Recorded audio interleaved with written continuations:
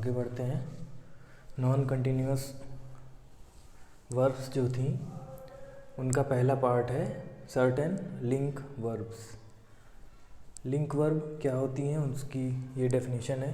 A verb such as be और become that connects, जोड़ने का काम करती है किसको, सब्जेक्ट विद द एडजेक्टिव और नाउन। सेंटेंस में सब्जेक्ट और वर्ब के बाद जो एडजेक्टिव या नाउन प्रयोग होते हैं उनको कनेक्ट करने का काम करती है। ऐसी वर्ब को क्या कहते हैं, लिंकिंग वर्ब। लिंकिंग वर्ब के अन्य भी नाम हैं, जैसे लिंक वर्ब कह लीजिए। एक अन्य नाम है कॉप्युलस या कॉप्युलर वर्ब। इसका एग्जाम्पल देख लीजिए। आई एम एंग्री, यहाँ पे जो है बी का रूप है एम, ये क्या हुई, लिंक वर्ब। ये क्या है, सब्जेक्ट। ये क्या है, एडजेक्टिव। एंग्री सब्जेक्ट को एडजेक्टिव से जोड़ने का काम कर रही है और उसके बारे में बता रही है, तो ये क्या हो गई, लिंक वर्ब हो गई। ऐसे ही नेक्स्ट है ही, सब्जेक्ट है। अ पॉलिटिशियन, यहाँ पे ये नाउन है, उसको जोड़ने का काम क्या कर रही है, बिकेम, वो राजनेता बन गया था। He became a politician. अब यहाँ पे एक चीज़ और देखिए, ये जो सेंटेंस होते हैं, अभी केवल आप डेफिनेशन लिख लीजिएगा, आगे हम लोग डिटेल में पढ़ेंगे। ये जो एडजेक्टिव और नाउन होते हैं लिंक वर्ब के बाद सेंटेंस में आते हैं, उनको बोला जाता है कॉम्प्लीमेंट। अभी आप डेफिनेशन के इसमें खाली लिख लीजिए, आगे बढ़ेंगे तब जो है डिटेल में अभी पढ़ेंगे कॉम्प्लीमेंट। देखिए, लिंकिंग वर्ब को समझने से पहले इंग्लिश के कुछ जनरल कॉन्सेप्ट्स होते हैं, उनको समझना पड़ेगा। इंग्लिश का जो सेंटेंस होता है, अंग्रेजी भाषा के किसी वाक्य में दो भाग होते हैं, एक सब्जेक्ट, एक प्रेडिकेट। हमें इनको समझना पड़ेगा पहले। एक एग्जांपल मैंने लिया है, the cat is sitting on the mat. अब देखिए, सब्जेक्ट क्या होता है, कोई व्यक्ति, वस्तु अथवा जीव जो किसी क्रिया के कार्य, एक्शन ऑफ द वर्ब, वाक्य में जो वर्ब होती है उसका जो एक्शन होता है उसको करता है, अथवा जिसके बारे में कुछ कहा या बताया जाता है। सेंटेंस में जिसके बारे में, सेंटेंस के द्वारा जिसके बारे में कुछ कहा या बताया जाता है उसे वाक्य का कर्ता कहते हैं, सब्जेक्ट ऑफ द सेंटेंस बोलते हैं। अब इस एग्जाम्पल में देखिए, क्रिया के कार्य, एक्शन ऑफ द वर्ब, क्रिया का क्या कार्य क्या है, इज़ सिटिंग। अब इस सिटिंग, बैठने का कार्य कौन कर रहा है, कैट। तो कैट क्या हो गई, सब्जेक्ट हो गई। अब आगे हम देखते हैं प्रेडिकेट की डेफिनेशन। प्रेडिकेट जो है, वाक्य का वह संपूर्ण भाग जिसके द्वारा कर्ता के बारे में कुछ बताया जाता है उसे वाक्य का विधेय कहते हैं, प्रेडिकेट। यहाँ पे एक नोट देख लीजिए, प्रेडिकेट पार्ट में वाक्य की मुख्य क्रिया और सहायक क्रिया दोनों सम्मिलित रहती हैं। अर्थात वाक्य का वह संपूर्ण भाग जिसके द्वारा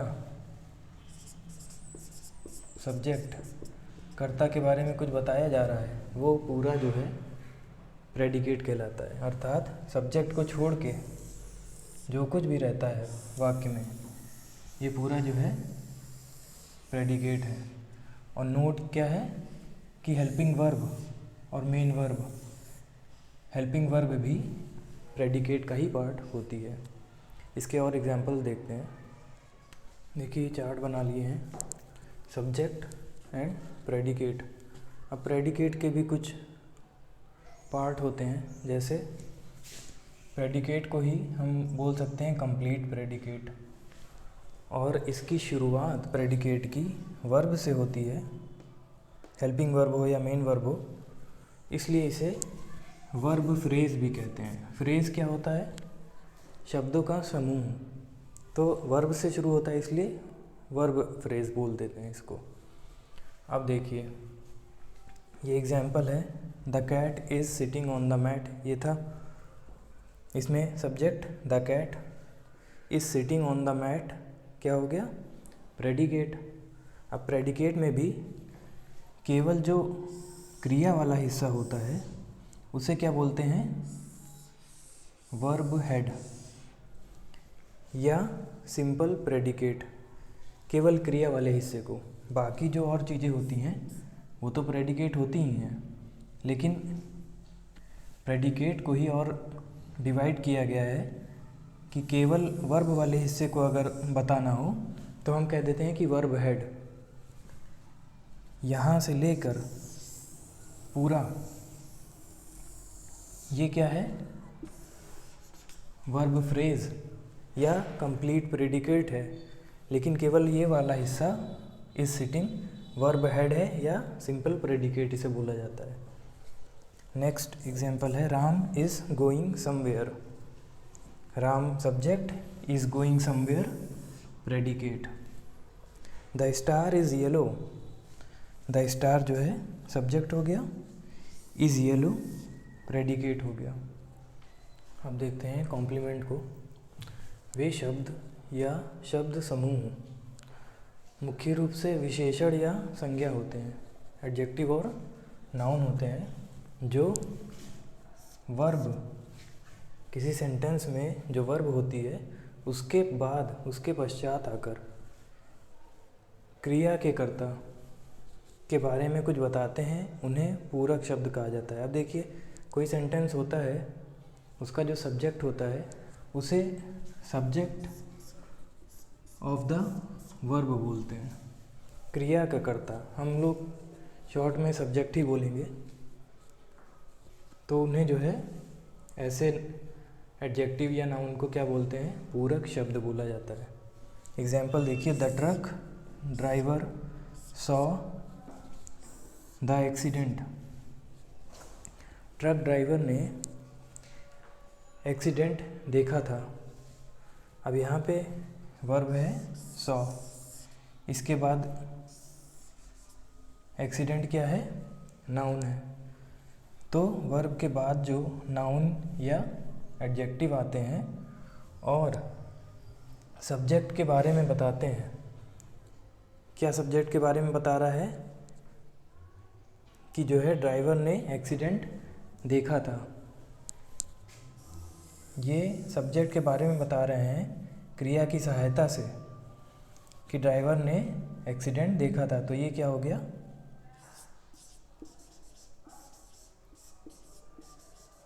कॉम्प्लीमेंट हो गया।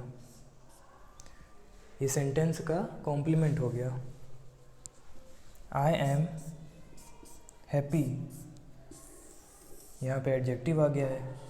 ये आई के बारे में बता रहा है वर्ब के बाद आकर कि जो है मैं खुश हूँ। तो ये जो एडजेक्टिव है ये क्या है? कॉम्प्लीमेंट हो गया।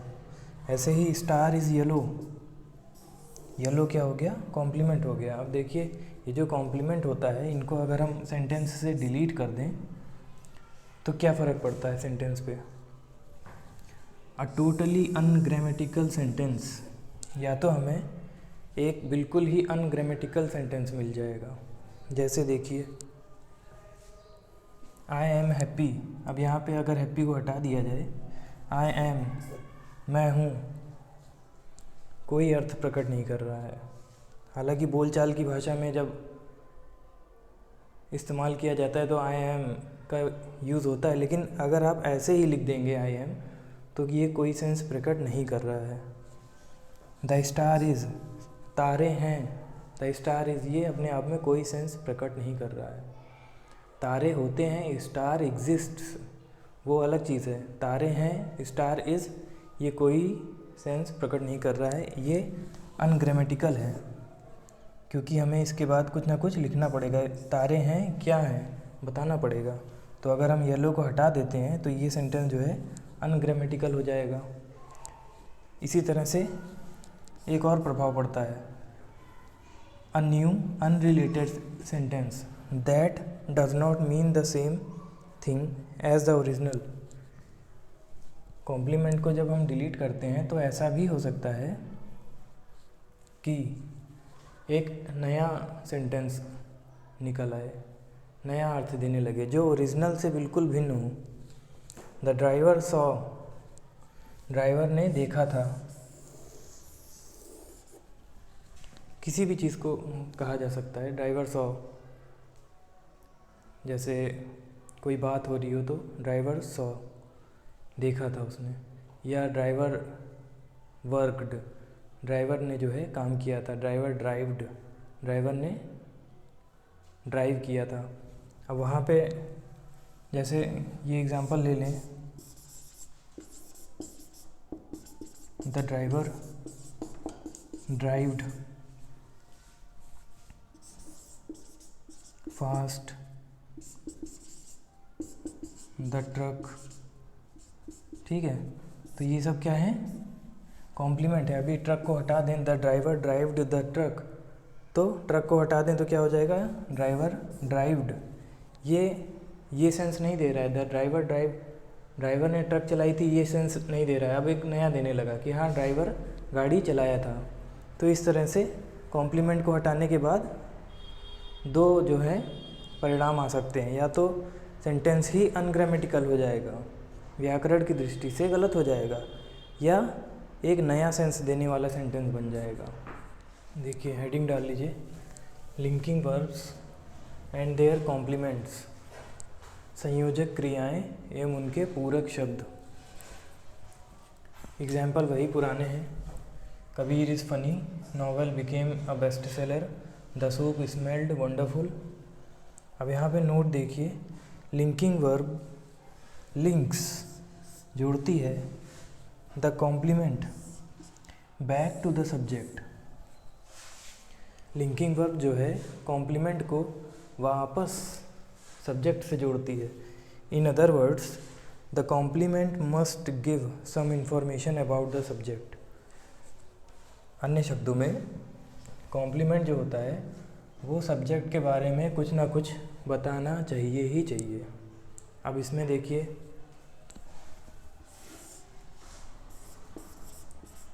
स्पेशल रिलेशन,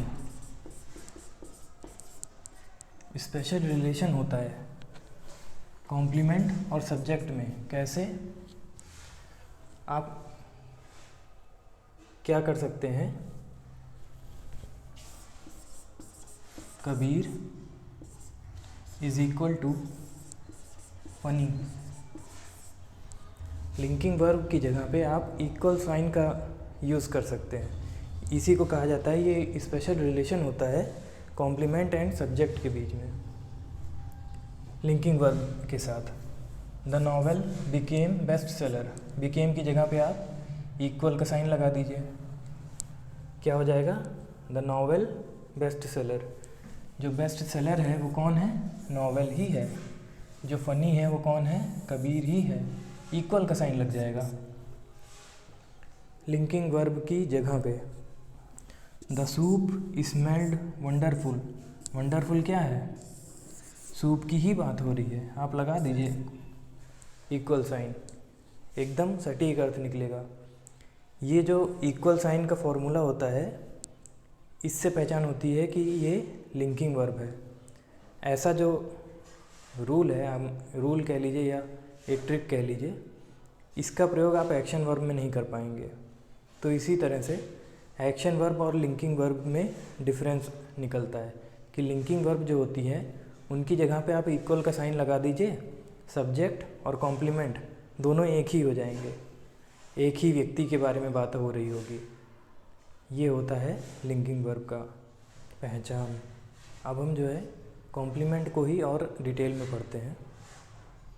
अभी हमने देखा कि जो है लिंकिंग वर्ब की जगह पे इक्वल का साइन लगा के हम उनको पहचान सकते हैं। उसी को और आगे देखते हैं। Complement of linking verb is called subject complement. अब जो लिंकिंग वर्ब होती है उसका जो कॉम्प्लीमेंट होता है उसे कहते हैं सब्जेक्ट कॉम्प्लीमेंट, क्योंकि सीधे सीधे सब्जेक्ट के बारे में बताता है। सब्जेक्ट कॉम्प्लीमेंट या तो एडजेक्टिव होगा या तो नाउन होगा।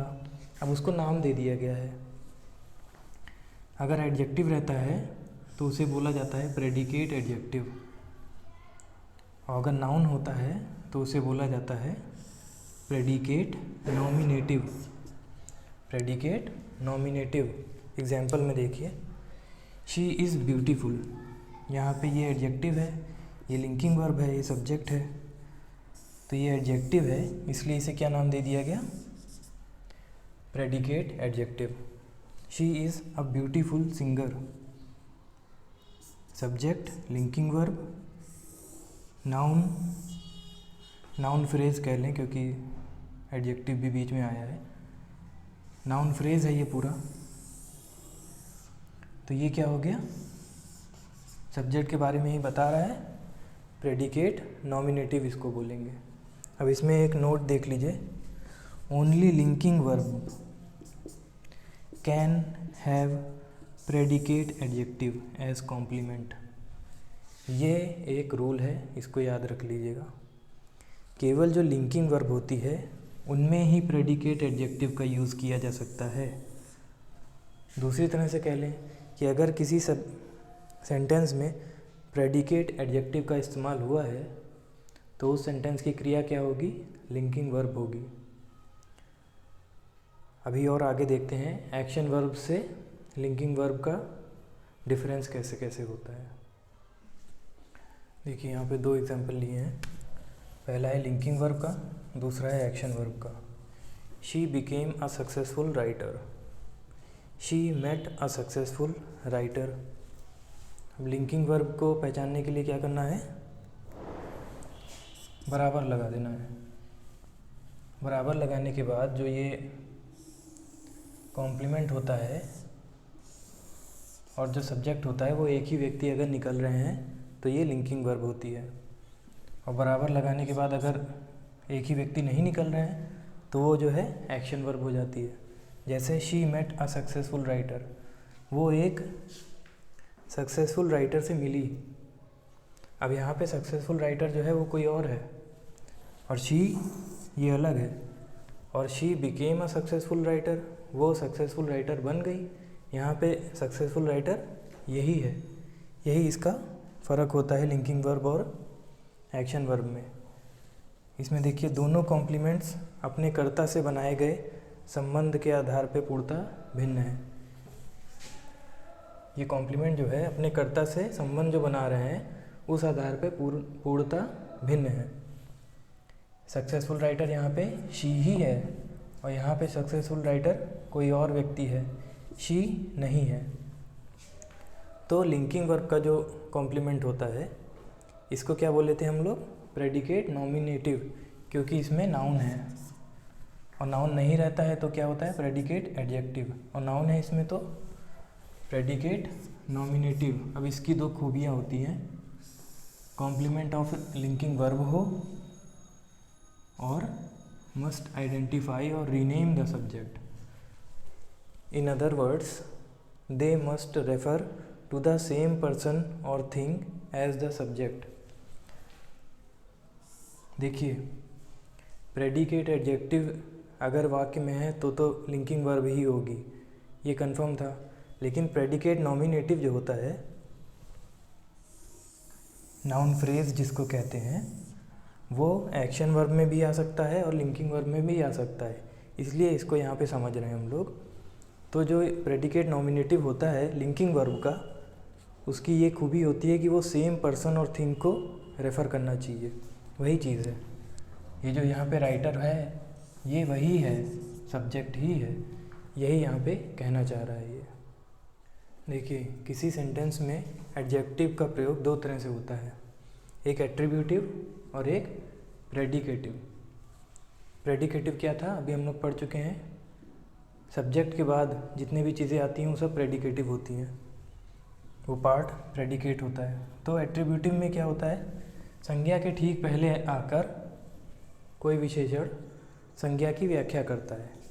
विशेषणात्मक विशेषण बोलते हैं उसे। ये देखिए संज्ञा है वुमेन, उसके पहले आया है ब्यूटीफुल। वुमेन उसके पहले आया है ब्यूटीफुल। राइटर नाउन है, उसके पहले आया है सक्सेसफुल एडजेक्टिव। अब देखिए यहाँ पे ये वर्ब है, यहाँ पे ये वर्ब है, यहाँ पे ये वर्ब है। एट्रीब्यूटिव एडजेक्टिव का मतलब ये नहीं है कि वो वर्ब के पहले ही आना चाहिए। एट्रीब्यूटिव एडजेक्टिव का मतलब है कि वो नाउन के पहले आए। जैसे प्रेडिकेटिव एडजेक्टिव जो था वो वर्ब के बाद आ रहा था, लेकिन एट्रीब्यूटिव एडजेक्टिव जो है वो बस नाउन के पहले आना चाहिए, उसे कहा जाएगा एट्रीब्यूटिव एडजेक्टिव है। इसके 3 एग्जाम्पल ये हैं। She is beautiful, she is a beautiful woman. A beautiful woman is dancing, she met a successful writer. ये एग्जाम्पल अभी हम लोगों ने देखा था पहले। इसमें जो है ये एडजेक्टिव है, ये एडजेक्टिव है, ये एडजेक्टिव है। तो अभी हम लोग प्रेडिकेटिव एडजेक्टिव भी देख लेते हैं। देखिए यहीं पे लिख लिया है मैंने predicative adjective. She is beautiful. Adjective का प्रयोग प्रेडिकेट पार्ट में हुआ है, अर्थात जब विशेषण एडजेक्टिव का प्रयोग प्रेडिकेट पार्ट में होता है या विधेय पार्ट में होता है तो उसे क्या बोलते हैं, प्रेडिकेटिव एडजेक्टिव। अब देखिए प्रेडिकेट एडजेक्टिव जो है नाउन के पहले आया है, विधेय भाग में भी है, लेकिन नाउन के पहले आ गया है, इसीलिए इसे क्या बोल दिया गया, एट्रीब्यूटिव एडजेक्टिव।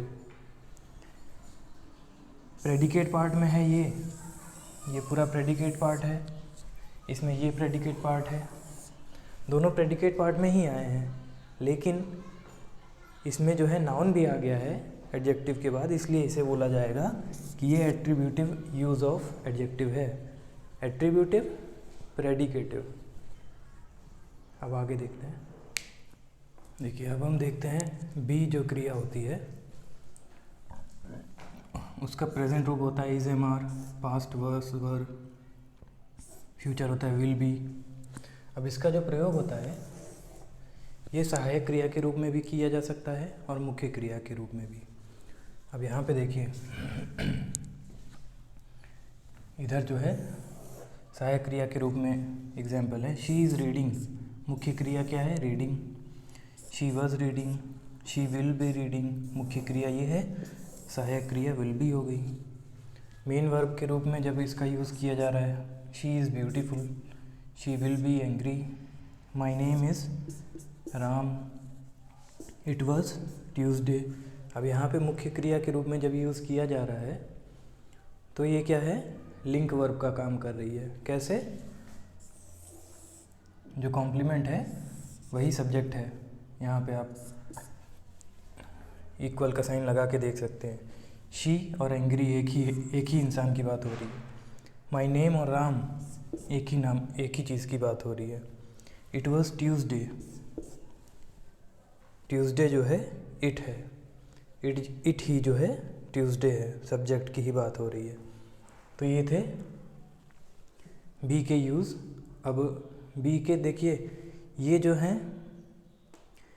ये सब क्या कहलाएंगे, लिंक वर्ब तो है ही, लिंक वर्ब में भी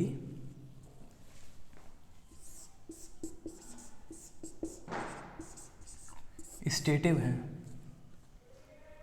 स्टेटिव हैं, याद कीजिए। अर्थात ये नहीं बता रहे हैं कि शी क्या काम कर रही है, ये बता रहे हैं कि शी कैसी है, शी के बारे में कुछ बताया जा रहा है। तो ये क्या है, स्टेटिव हैं। अब बी का जो है हेल्पिंग वर्ब के रूप में यूज़ किया जाता है, मेन वर्ब के रूप में यूज़ किया जाता है। मेन वर्ब में स्टेटिव यूज़ तो होता ही है, ये सारे जब वो स्टेटिव यूज़ होता है तो क्या होते हैं, लिंक वर्ब भी होते हैं। लेकिन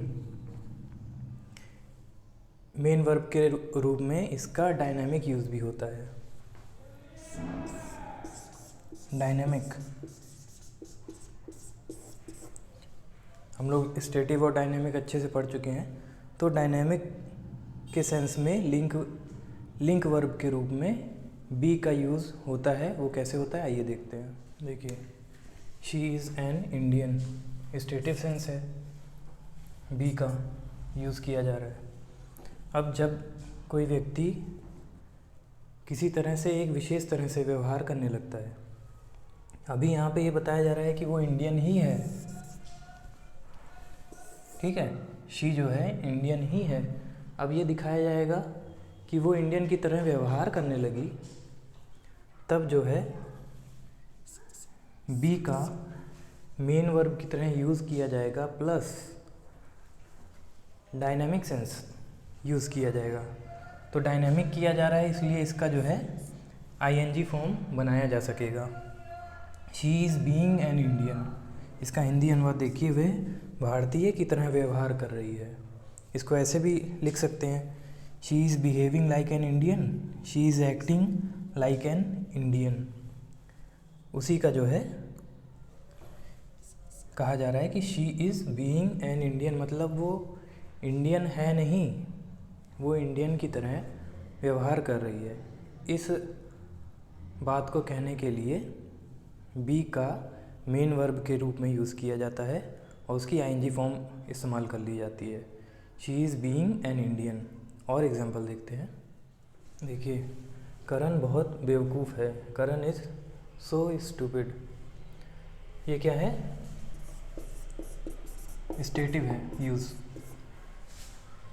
करण is being really stupid, Karan बिल्कुल बेवकूफ़ों की तरह व्यवहार कर रहा है। ये क्या हो गया? डायनामिक हो गया। क्यों हो गया? स्टेटिव मतलब आप देख नहीं सकते, डायनामिक मतलब आप देख सकते हैं कि हाँ कोई चीज़ हो रही है। अगर आप लोगों ने अभी तक नहीं देखा है तो उसको देख लीजिएगा पीछे जाके। Karan is behaving like a sheer stupid, मतलब ये है, इज़ बीइंग रियली स्टूपिड का मतलब कहने का ये है कि वो इस तरह से व्यवहार कर रहा है। अब ये इज़ बीइंग का यूज़ जो किया जाता है ये दो सेंस प्रकट कर सकता है। या तो कर्ता आमतौर पर ऐसा व्यवहार नहीं करता, आप ये दिखाना चाह रहे हैं कि करण जनरली ऐसा व्यवहार नहीं करता, इसलिए इस टाइम वो स्टूपिड व्यवहार कर रहा है, इसलिए हम इज़ बीइंग की आईएनजी वाली फॉर्म का यूज़ कर रहे हैं, करके ये दिखा रहे हैं कि वो जनरली स्टूपिड नहीं है, लेकिन इस वक्त स्टूपिड बिहेवियर कर रहा है वो। या फिर एक और पॉसिबिलिटी रहती है कि वक्ता को पता ही ना हो कि कर्ता कैसा व्यवहार करता है। जो सेंटेंस ये बोल रहा है, बोलने वाला, उसको ये पता ही नहीं है कि करण कैसा व्यवहार करता है, तब भी हम जो है इस बीइंग का यूज़ कर सकते हैं। देखिए, बी का डायनामिक प्रयोग सदैव सत्य, ऐसी बातें जो सदैव सत्य रहती हैं उनके लिए नहीं किया जाता।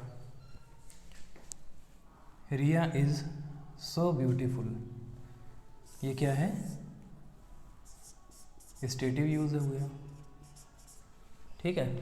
इस बी का डायनामिक यूज़ इस सेंस में नहीं किया जाएगा जिसका स्टेटिव यूज़ किया जा सकता है, या इसको ऐसे कह लें कि सदैव सत्य रहने वाली बातों के लिए बी का डायनामिक यूज़ नहीं किया जाता। रिया इज़ बीइंग ब्यूटीफुल, वो सुंदर होने की तरह व्यवहार कर रही है, ये अनग्रामेटिकल है, कोई सेंस नहीं प्रकट कर पा रहा।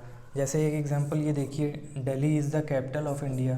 अब ये दिल्ली कैपिटल इंडिया की है तो है, ये सत्य बात है, इसमें ऐसे नहीं कह सकते कि Delhi is being the capital of India, Delhi India के कैपिटल होने की तरह व्यवहार कर रही है, ये नहीं कहेंगे। जब सब्जेक्ट के बारे में ये बताना होता है कि वो कुछ विशेष तरह से, मतलब अपनी प्रकृति से भिन्न हट के कुछ व्यवहार करने लगा है, तब इस बीइंग का यूज़ किया जाता है, बी की कंटिन्यूअस आईएनजी फॉर्म का यूज़ किया जाता है। देखिए, लिंक वर्ब जो होती हैं स्टेटिव और डायनेमिक दोनों होती हैं, उनके कुछ एग्जांपल लिए मैंने। She seems sad, she looks tired, the cake tastes stale, cake जो है बासी लग रहा है। शी लुक्स टायर्ड, वो थकी लग रही है। शी सीम्स सैड, वो उदास लग रही है। अब यहाँ पे देखिए इंडेफिनिट में लिखा गया है शी सीम्स सैड, लेकिन जब इसका हिंदी अनुवाद करेंगे तो क्या रहेगा, वो उदास लग रही है, कंटिन्यूअस। क्योंकि ये जो है स्टेटिव वर्ब्स हैं इसलिए इनका कंटिन्यूअस नहीं लिखा जाता, इनको जो है इंडेफिनिट टेंस में लिखा जाता है। सेंस ये कंटिन्यूअस का ही देती हैं। ये है शी इज़ गेटिंग ओल्ड। अब ये डायनेमिक है तो इसका सीधे सीधे कंटिन्यूअस टेंस में आईएनजी फॉर्म में लिख दिया गया है। लीव्स आर टर्निंग ब्राउन, पत्तियाँ भूरी हो रही हैं, वो बुढ़ी हो रही है। ठीक है। कुछ लिंक वर्ब ऐसी होती हैं जिनका एक्शन वर्ब के रूप में भी यूज़ किया जाता है, लेकिन जब एक्शन वर्ब के रूप में यूज़ किया जाता है तब ऐसी वर्ब्स जो होती हैं वो बिल्कुल भिन्न अर्थ, कंप्लीटली डिफरेंट मीनिंग देती हैं। देखिए एग्जांपल, ये लिंक वर्ब का एग्जांपल है, ये एक्शन वर्ब का।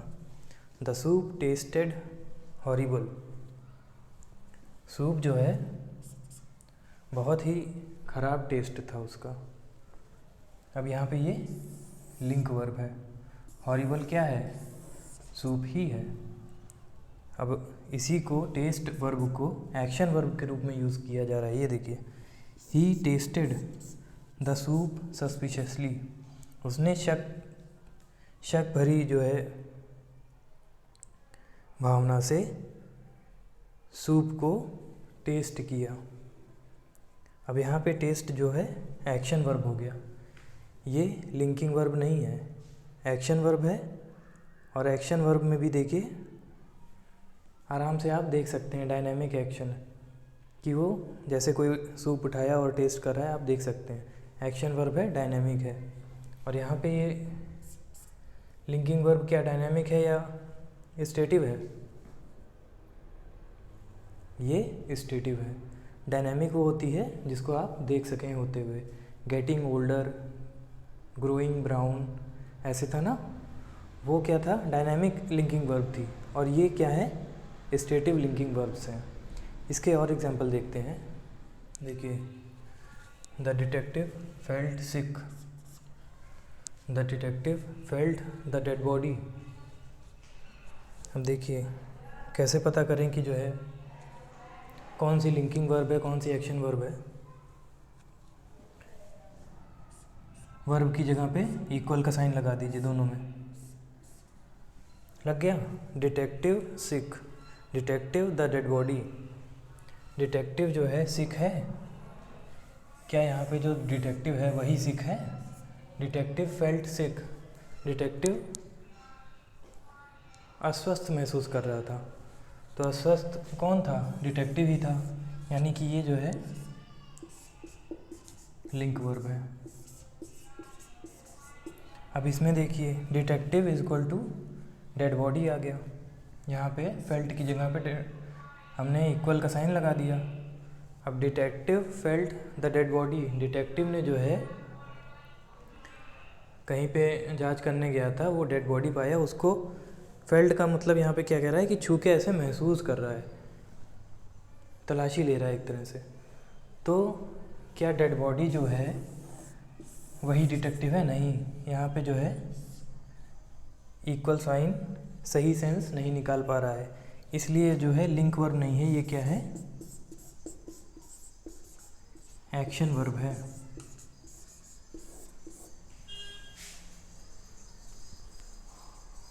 सिक जो है वही डिटेक्टिव है, डेड बॉडी जो है वो डिटेक्टिव नहीं है, इसलिए जो है ये वाली पहली क्या है, लिंकिंग वर्ब है, और दूसरी एक्शन हो गई। अब हम लोग देखेंगे action verbs and their complement. अभी तक हम लोग लिंकिंग वर्ब्स पे थे। Action verbs that have complements, action verb जिनमें कॉम्प्लीमेंट होता है, called transitive verbs. Action verbs that have no complements called intransitive verb. Transitive मतलब कि जो अपने अर्थ प्रकट करने के लिए थोड़ा ट्रांस अपनी सीमा को भी पार करें। इनकी डिफिनीशन अभी हम लोग आगे देखेंगे, वो लिख लेंगे। अभी आप बस खाली इतना जान लीजिए कि एक्शन वर्ब जिनमें कॉम्प्लीमेंट होता है वो ट्रांजिटिव कहलाती हैं, जिनमें नहीं होता वो इनट्रांजिटिव कहलाती हैं। कॉम्प्लीमेंट हम लोगों ने पढ़ चुका है बहुत अच्छे से। जो एडजेक्टिव वाला पार्ट होता है वो नहीं, प्रेडिकेट एडजेक्टिव जो होता है वो केवल और केवल लिंक वर्ब में यूज़ होता है।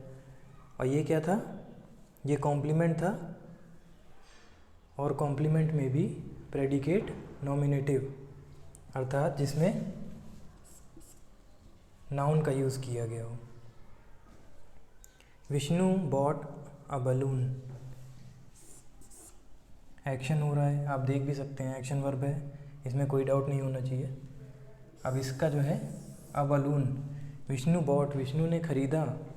अब यहीं पे ये अर्थ अपना पूरा प्रकट नहीं कर पा रहा है, इसको ऑब्जेक्ट की भी आवश्यकता पड़ रही है। विष्णु बॉट अ बलून, तो ये क्या हो गया, ट्रांजिटिव हो गया। अपने अर्थ को प्रकट करने के लिए अपनी सीमा को पार कर रहा है। और विष्णु स्नीज्ड, विष्णु चीका, अर्थ पूरा दे दिया आपने। विष्णु स्नीज्ड, ये अपना अर्थ पूरा प्रकट कर दिया, इसलिए इसे ऑब्जेक्ट की ज़रूरत नहीं है आगे, इसलिए ये क्या हो गया, इनट्रांजिटिव हो गया। डिक्शनरीज वगैरह में भी ट्रांजिटिव और इनट्रांजिटिव साफ साफ वर्ब के आगे लिखा रहता है। अब देखिए,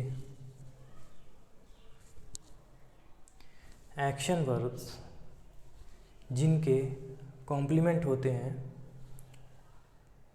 वो जो है ट्रांजिटिव तो कहलाती हैं। ऐसा जो कॉम्प्लीमेंट होता है इसी कॉम्प्लीमेंट को बोला जाता है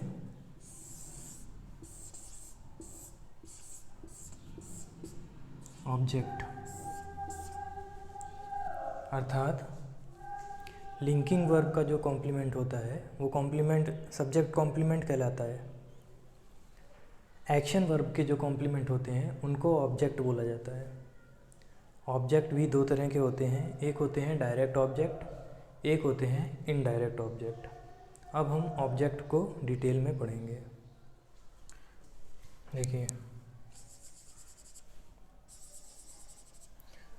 ट्रांजिटिव वर्ब्स विद ऑब्जेक्ट्स, केवल ट्रांजिटिव वर्ब ऐसी होती हैं जिनके कॉम्प्लीमेंट होते हैं, और ट्रांजिटिव वर्ब के कॉम्प्लीमेंट को ऑब्जेक्ट बोला जाता है। ट्रांजिटिव वर्ब एक्शन वर्ब ही होती हैं जिनके साथ कॉम्प्लीमेंट होता है, उन्हें ट्रांजिटिव बोला जाता है। इन ट्रांजिटिव वर्ब का ऑब्जेक्ट्स के साथ कोई लेना देना नहीं होता, क्योंकि अभी हमने देखा वो अपना अर्थ अपने ही शब्द के उसमें जो है अपने ही शब्द द्वारा पूरा कर ले जाती हैं, उन्हें ऑब्जेक्ट की ज़रूरत नहीं होती, या ऑब्जेक्ट दूसरे शब्द में कह लें कॉम्प्लीमेंट की ज़रूरत नहीं होती। एक्शन वर्ब या ट्रांजिटिव वर्ब इसमें आने के बाद हम उन्हीं कॉम्प्लीमेंट को ऑब्जेक्ट बोलने लगते हैं। अब देखिए, विष्णु बॉट अ बलून, ये पिछला एग्जांपल था। Vishnu met a balloon seller, वो एक बैलून बेचने वाले से मिला। अब इसमें जो ऑब्जेक्ट होता है ट्रांजिटिव वर्ब में, इसके ऑब्जेक्ट को ही बोल दिया जाता है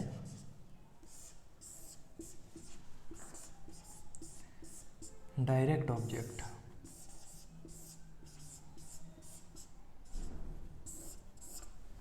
डायरेक्ट ऑब्जेक्ट, जब ट्रांजिटिव वर्ब में ऑब्जेक्ट आता है उसको बोल दिया जाता है सिंगल ऑब्जेक्ट। अभी यहाँ सिंगल की बात हो रही है।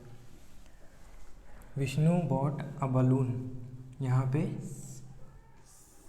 एक ऑब्जेक्ट आ रहा है, एक कॉम्प्लीमेंट आ रहा है या एक ऑब्जेक्ट आ रहा है, तब इसे हम बोलेंगे डायरेक्ट ऑब्जेक्ट।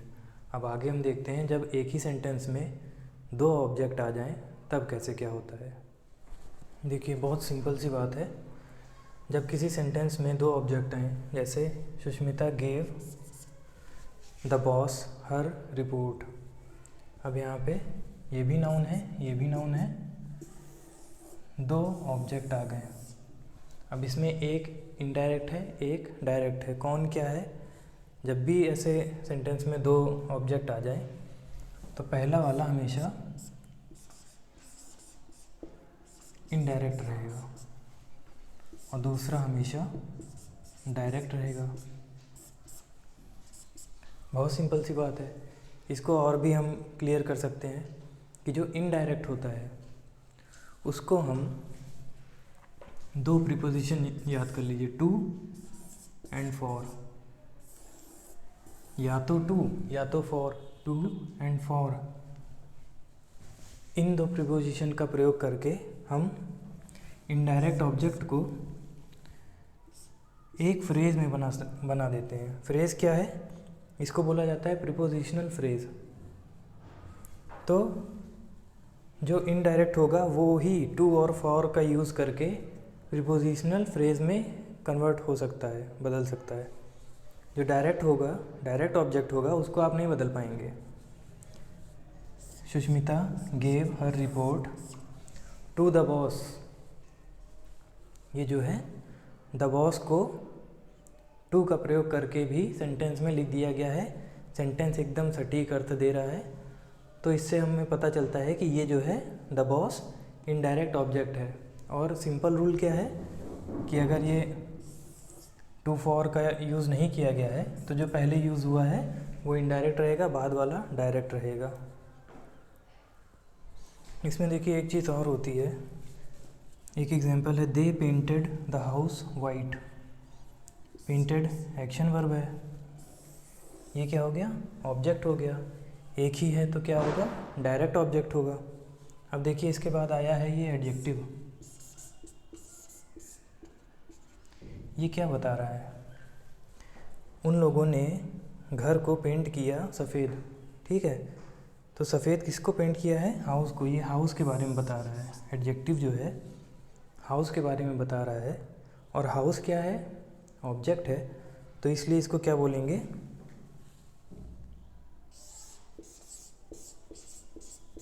ऑब्जेक्ट। ऑब्जेक्ट का कॉम्प्लीमेंट। बहुत ज़्यादा जानने की ज़रूरत नहीं है, लेकिन बस नाम सुने रहिए आप कि जो ऑब्जेक्ट होता है उसका भी कॉम्प्लीमेंट हो सकता है, मतलब ऑब्जेक्ट की व्याख्या करने वाला। तो इसको क्या बोलेंगे? Object complement. तो समराइज़ करते हैं। लिंक वर्ब सब्जेक्ट कॉम्प्लीमेंट होता है। एक्शन वर्ब जो है का कॉम्प्लीमेंट होता है, जिसे हम लोग ऑब्जेक्ट बोलते हैं। लिंक वर्ब में प्रेडिकेट नॉमिनेटिव होता है। Vishal became a footballer coach. Predicate nominative मतलब जिसमें नाउन भी होता है। प्रेडिकेट एडजेक्टिव मतलब जो केवल एडजेक्टिव होता है। Vishal was aggressive, she is beautiful, वो क्या है? प्रेडिकेट एडजेक्टिव है। एक्शन वर्ब में क्या क्या होते हैं? पहले तो नो कॉम्प्लीमेंट होता है एक। दिशा स्माइल्ड, जिसे हम लोग क्या कहते हैं? इनट्रांजिटिव वर्ब है ये। और ट्रांजिटिव जो होती हैं उनमें देखिए अगर सिंगल ऑब्जेक्ट आया है तो उसे डायरेक्ट ऑब्जेक्ट बोलते हैं। Kavita fed the cow. The cow क्या हो गया? डायरेक्ट ऑब्जेक्ट हो गया। दो ऑब्जेक्ट आ जाएं तो एक इनडायरेक्ट ऑब्जेक्ट होता है, एक डायरेक्ट ऑब्जेक्ट होता है। कविता गेव फातिमा अ पेन। इनडायरेक्ट क्या होता है? हमेशा पहले आता है। ऑब्जेक्ट एंड ऑब्जेक्ट कॉम्प्लीमेंट भी होते हैं। The team named Renuka chairperson. और है the team believed Renuka capable. अब इसमें देखिए ये नाउन आ गया, ये एडजेक्टिव है। ऑब्जेक्ट कॉम्प्लीमेंट हम लोगों ने अभी देखा था कि जो एक्शन वर्ब होती हैं या ट्रांजिटिव वर्ब होती हैं उनका जो ऑब्जेक्ट होता है उसकी भी व्याख्या करने के लिए हम कुछ शब्दों का प्रयोग करते हैं। उन्हें हम क्या कहते हैं? Object complement. Object and object complement. Object का भी कॉम्प्लीमेंट। तो the team named Renuka chairperson. अब यहाँ पे चेयरपर्सन नाउन है तो इसलिए इसका नाम रख दिए हैं नाउन फ्रेज ऑब्जेक्ट कॉम्प्लीमेंट। और the team believed Renuka capable. अब केपेबल एडजेक्टिव है तो इसलिए इसका नाम रख दिए हैं एडजेक्टिव ऑब्जेक्ट कॉम्प्लीमेंट।